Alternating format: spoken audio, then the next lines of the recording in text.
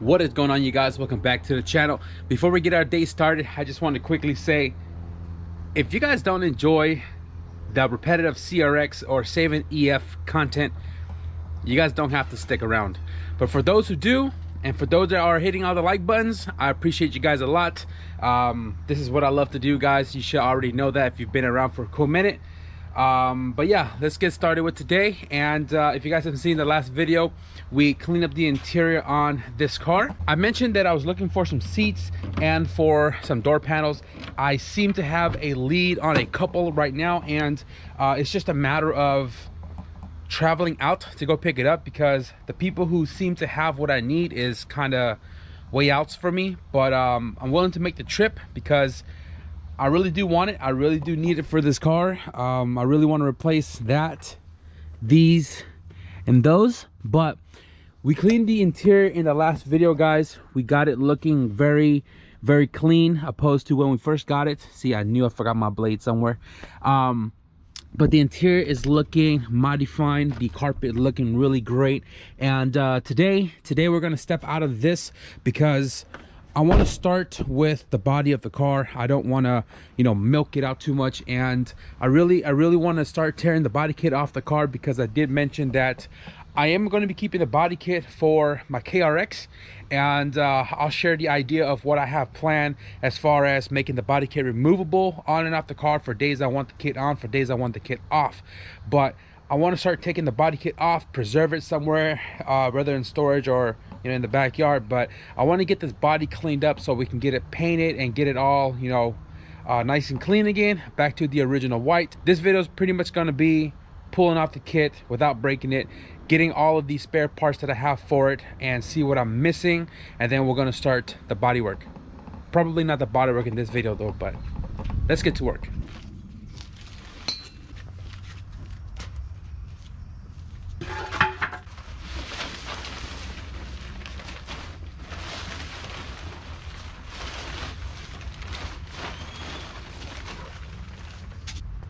Front bumper is pretty straightforward.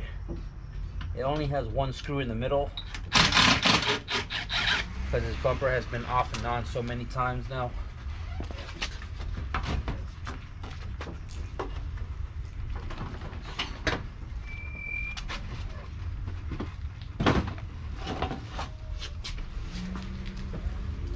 So the car is an HF, and I noticed that the bumper support is not like an HF. The HF has little winglets that kind of come out about right here on both sides, and the HF bumper support is actually a lot smaller than this. This is like your typical SI or DX model bumper support, really thick, really bulky. The bumper itself is actually using 9091 bumper lamps, which are longer than the 8889 style, which is short. I believe, actually I don't have it on here, but actually it's over here. Let me show you guys real quick. So this is the 8889 style. You can see how much smaller it is compared to the 9091. It's really nice to finally have a Y&S front bumper on hand, because these are actually hard to find nowadays, and they are kind of still expensive. Like the kit is still somewhere between $600 to $800 if you find it complete. Not sure if I want to use this bumper for, I don't know, a future project or whatever, or even my cars personally, because the Y&S bumper is made out of urethane and it is extra heavy, really freaking heavy. It's good to know that I have a bumper support, because usually a lot of people remove the bumper support, but in the Y&S case, to hold the Y&S bumper up, and the fact that it's that heavy, you need the bumper support. And this is going to come in clutch for the bumper I have in the backyard that's going to go back onto this car. So the side skirts, guys, I mentioned in the other video, the Mugen replica side skirts is made out of fiberglass, which is this right here. And then you can also see that they have the indentation for the Mugen badge. Now the Y&S side skirts are made out of urethane, which is the same material as the front bumper. A lot heavier, a lot bulkier, and it does not have this indentation. So the fact that this has the fiberglass Mugen replica kit is one of the main reasons why I bought this car. Now it is kind of cracked right there, but I can repair that, not a big deal.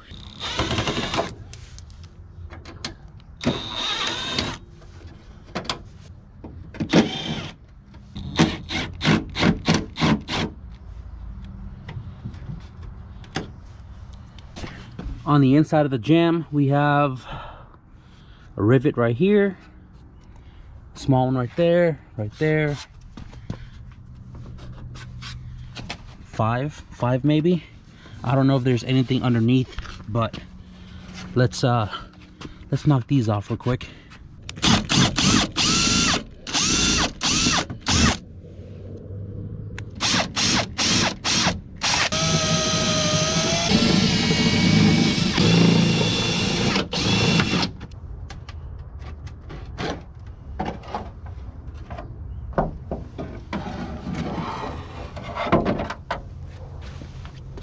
Wow, I just love knowing that I now have a fiberglass side skirt to complete my Mugen Wing West kit.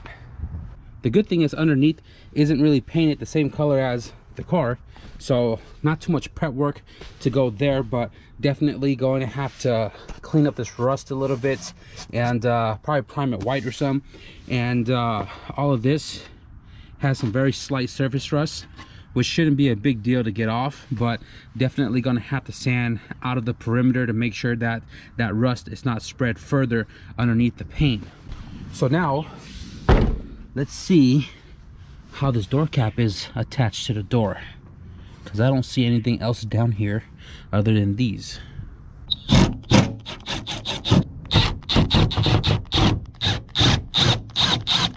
I do not know what that is. Huh, it's not even secured. Okay, there's one right here as well. Maybe that as well too.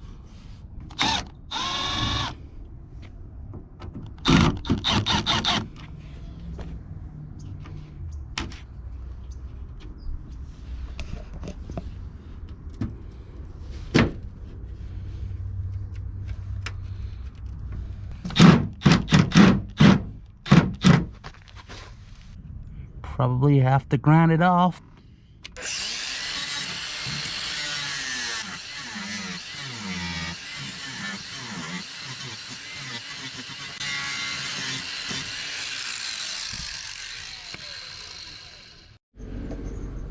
Okay, so it was just that one screw in the bottom and the rest was just double-sided tape, and it stuck on the door pretty good because I couldn't pry it out, but I kind of sent it anyways, and it freed up this this screw that was stuck in that door. I'm probably gonna have to weld that shut, but got the door cap off without breaking it. Looks awesome. Now let's take off the other side.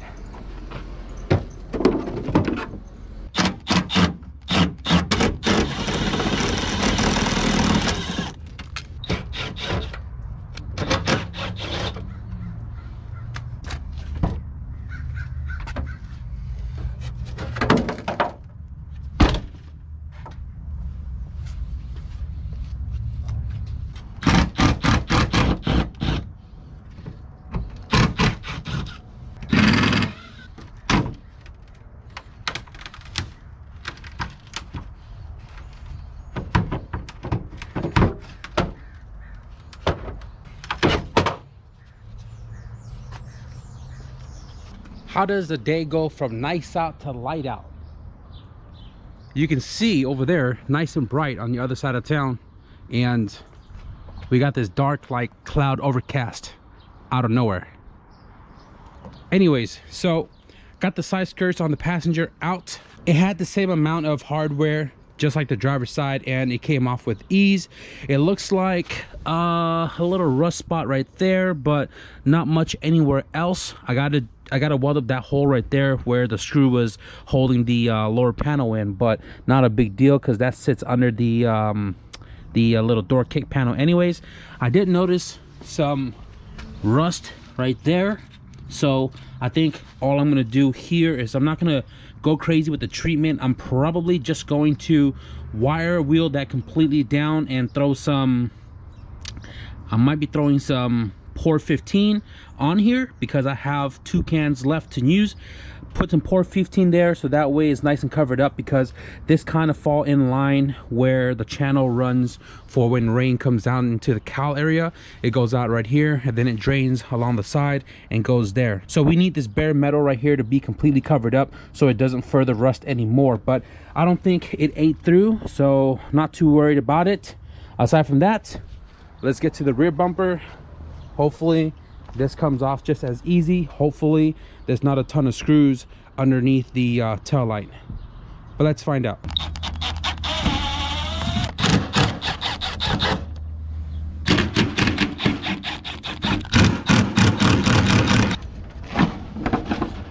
Okay, so it looks like there's bolts or screws underneath the tail light.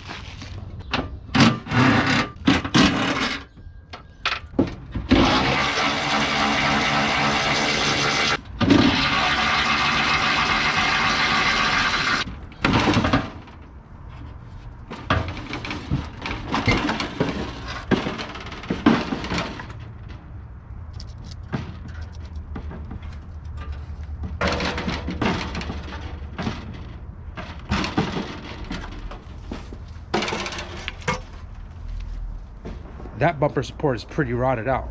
Check it out. You can see all of the rust on here. You can see it's kind of eating away the metal, and on top of that there's a bunch of rivets on the top to have the grind off. This guy's here to visit again, but we finally got the whole entire Y&S Mugen kit off the car, guys. I'm super pumped to get this thing all prepped up and painted when I get the CRX all painted up for next year. But I'm stoked to finally have this in the collection. I'm gonna go in the backyard and pull the stock bumper real quick.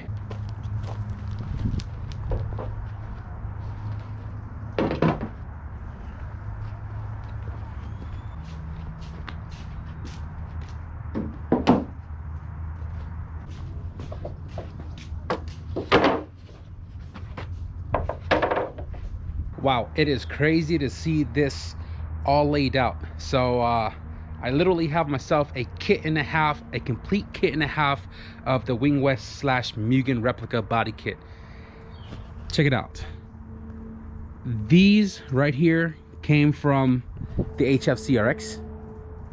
This I bought from NorCal Auto Styles, fiberglass fenders. They're like dragon type fenders, kind of like the J's Racing. No disrespect to J's Racing, but I had this on my CRX, this car, for some time before I took them off because of the mismatched colors, and there was still a lot of finessing to do to get them to fit right.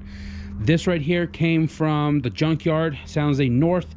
My buddy picked it up for me when I saw it in the picture of the car coming into the yard. Got that for like 25 bucks. This right here came off of the H22 Turbo CRX. I bought the car initially for the rear bumper, and then I found out that the car came with an engine, which I turned into a race car, but I bought it for the rear bumper. This is fiberglass. This front bumper came from my buddy Aaron.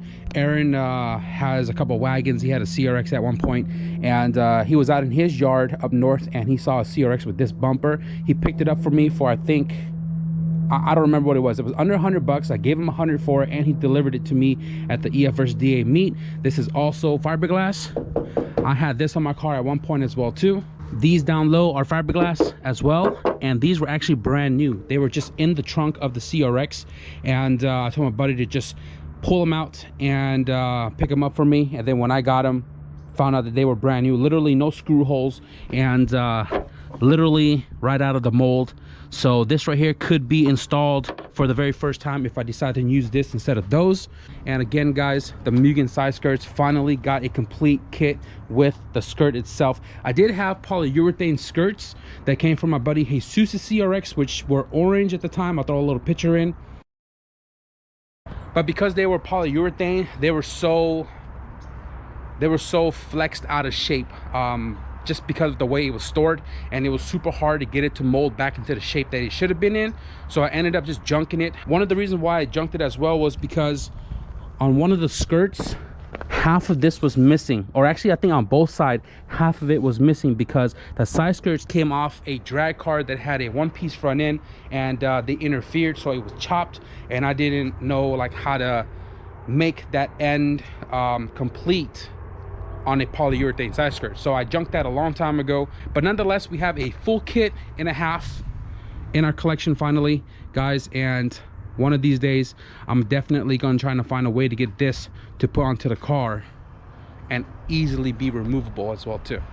So the bumpers we're using for the car is these two right here. Got this from Alejandro for a crazy deal when I bought that bumper.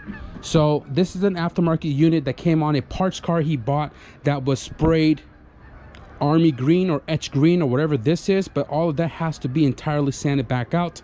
And the only thing about this bumper is this gash right here that I want to fix. Right, it could get back into its shape, just got to find a way to get it to be permanent. But I've done plenty of plastic welding, we can figure that out. This rear bumper right here came out of the black CRX that I parted out, and there were like legal issues with the car that made me part the car out. That was the only car, or actually that was one of two cars that I had to chop up and get rid of. And I saved the rear bumper for days like this, for projects like this. Now the only thing is, both of these bumpers are 9091 style, where the 8089 doesn't have the front grille right here at the bottom. It's flat out and it uses a smaller corner lamp. The back bumper is actually flat and it doesn't have this little lip kicking up. Show you guys a little example here. My car is a 91, but it does have an 8889 rear bumper from the previous owner. I guess this car was hit in the back or something, and you can see it doesn't have that lip on the bottom. And the other thing about 8889 molding is that they are much larger than the 9091. So for this car, because it already has 9091 taillights, which are different from the 8089 style, I figured because I already have the 9091 front bumper and rear bumper, I figured I'd just keep this entire car outside 9091 style, aside from the corner lamps with the two screws, because 9091 doesn't have them. I don't really turn this light on when I'm working here in the garage, but damn, it makes a big freaking difference. So anyways, I was in the rain. It was raining for a cool minute just now, and got the rear bumper kind of just snugged up on here. It is not secured on the side, so we know that this will close up a lot more, but it's good to know that it is gapless. And yeah, the spare bumper is looking like it's going to work for us, and definitely going to need a lot of work, because the bumper might have been smushed in the back just a smidge, which normally causes these spider cracks right here. I don't know if you can see it on the camera, but I'm gonna have to sand all of that out. Khalil's bumper had the same cracks, and we were able to sand it out and make the paint look really good on it. The good thing is the exhaust comes out right here at the bumper exit like it should, so that's spiffy. And yeah, I just gotta bolt it on the inside so it doesn't fall off. I do have the car pushed up a little bit more. You can see where it's nice and dry here, because I still don't know where the water is seeping through to the interior, so I kind of want all of this to be out of the rain's way. I am going to put a tarp back here just so that we don't get rain on the fresh cleaned interior. So I got this really like long ones, like 5 inches, right? You can see it's split open right there. And then I have this that I got to repair. It's literally cracked all the way, almost all the way across. And looking at the bumper even further, there's this gash on the bottom, which I'm not worried about because you can throw a lip on here, but it's also missing pieces of the grill.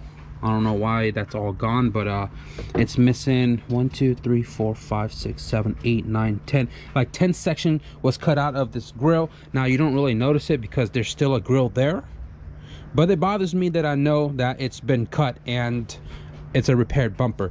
But for those that aren't too concerned with it and they just want a CRX to drive around and looks decently nice, it's really not a big deal. But I'm gonna try to repair it anyways. I sanded the bumper down to the bare plastic and no paint in between.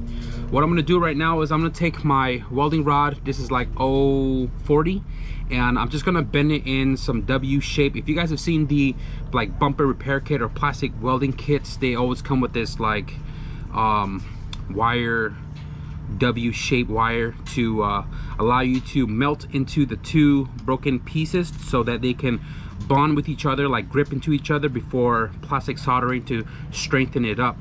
A plastic soldering kit is just a soldering iron, something that gets really hot, and you don't have to use the fancy tool to heat this up to melt it into the bumper. I'm just going to use a torch and obviously my needle nose here to get this red hot, and then just press it into the bumper and hold it in the shape that I want it to sit in. So simple enough, just make some W's or even more squiggly lines depending on how big the repair spot is. Oh no, slid off.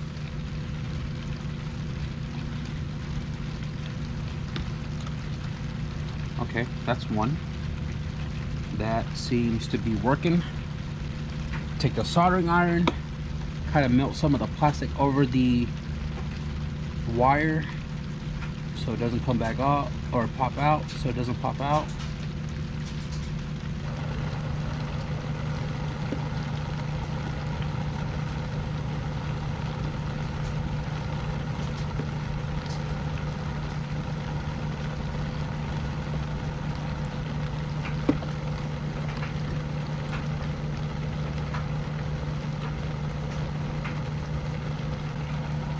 All right, well, 2's on. I'm probably gonna put like 2 more, and then we'll plastic solder. Plastic solder, plastic solder, plastic solder.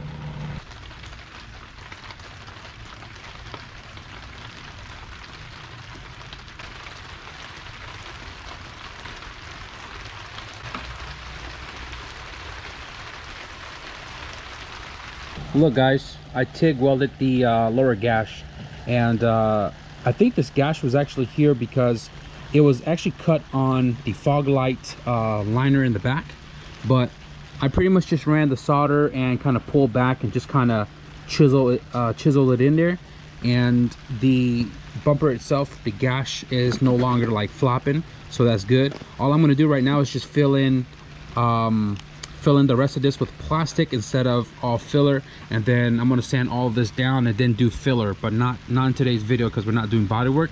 But that is the goal. The top, we're pretty firm, it's not flexing anymore.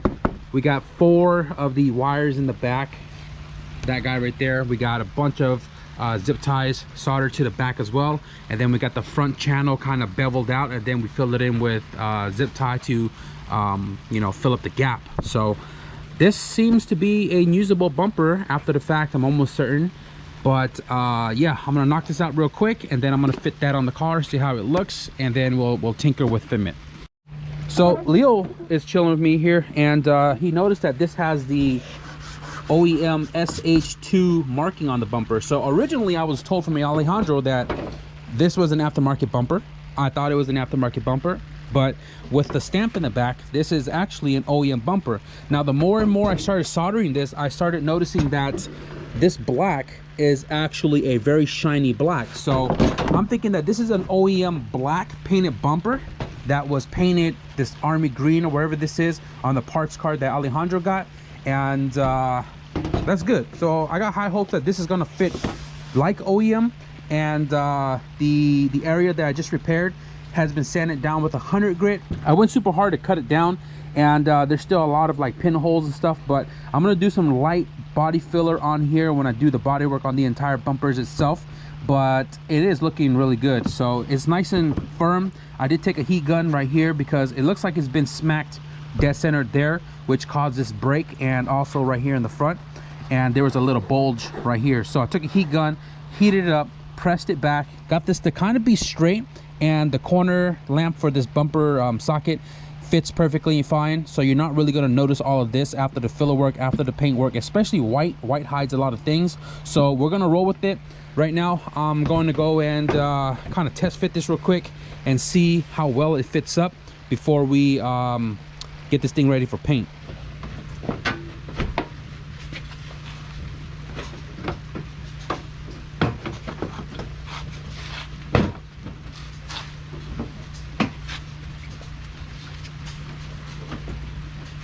Okay, all right, that looks good. So the thing about the CRXs or any EF in general, it's always a pain in the booty hole when you take off a bumper or you modify or do body work. This has always been the hardest thing to line up, and by the looks of it, with the bumper cover on the support, it looks like once we screw this down, it should line up really well. Same goes for the other side. There's no screws on here whatsoever, but once it's all screwed in, I think everything should line up perfectly. so that's definitely a plus. Bumper needs some work. Rear bumper's gonna need some work. I'm gonna save that for a later day. And I think the next step to this car is really the bodywork stage. So I'm super pumped for that. I think I'm gonna clean up. I'm gonna wrap up this video right here, guys. Super cold, and I really just want to go inside and play some games. I'm not gonna lie to you guys. So that is pretty much gonna wrap it up for this video. We're making progress in the right direction, guys. We've pulled off the Wing West kit. Now that's in my stash to fit up for the CRX in the future. When I get that car ready for paint, the goal is to get that car ready for paint next year, because a lot of the homies trying to get in a Week Fest and have our own booth. So I think that's the goal, but I'm not gonna cross my finger on it just yet. I had spare bumpers sitting around for a cool minute and finally got to put them to use, and it looks like it's gonna work well for the project as far as restoration goes. As much as I want to keep it 88, 89 bumper molding style for the 89 year of the car, I gotta use what I have, and this is the reason why I have all these spare parts. So we got the new bumpers on the car, kind of, and the next stage for them is to get them into bodywork and paint. So I'm super pumped. I hope you guys are too. I hope you guys enjoyed the progress update on the new 89 HF flip car, and if you guys did, be sure to leave a thumbs up. If you guys want to stick around for the bodywork stage, be sure to hit the subscribe button. But with that being said, thank you guys for watching. I'll see you guys in the next video. Peace.